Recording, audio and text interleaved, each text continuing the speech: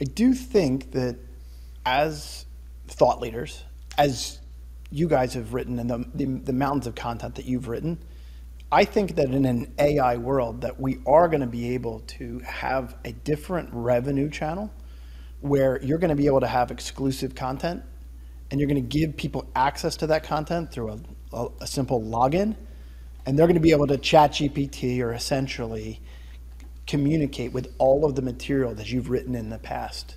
So we have a give to get model right now where we're just blogging for the world. But I think that if someone like Andy could literally harness everything he's ever written, and then you buy an exclusive membership to that, I don't know that you've seen the way PDF chat PDF works or some of these other things work. It's thought leaders are going to want to have things that their competitors don't have, so they'll pay for access, and it's not going to take Andy's time. So you with the tilt, you go and you create your thought leader, whatever it is, you write all this content, and then rather than you using your time, you give people access to communicate with the AI with everything you've written. And I think that world's coming very quickly. I think that that's a I'd love to get Andy's take. I think that's a possibility. The other thing you have to remember too is everyone else has access to that content too. I've already seen it happen many, many times. I've had a number of people in other countries take my book and use it without licensing, and they're just going and they're doing whatever. So that's all available. So what we want to make sure is we have assets. So just looking at the content creator portion, we have assets that we can sell. That's why email is so critically important, because I have a direct relationship. I have that data, and somebody can actually purchase that.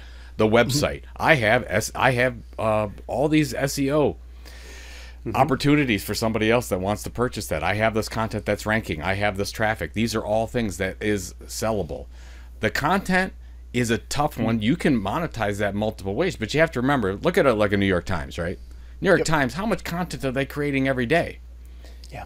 Do you value New York Times by the amount of content they create? No, absolutely not. You value them by the revenue and the profit. And where does most of that come from? It comes from their website and it comes from their email.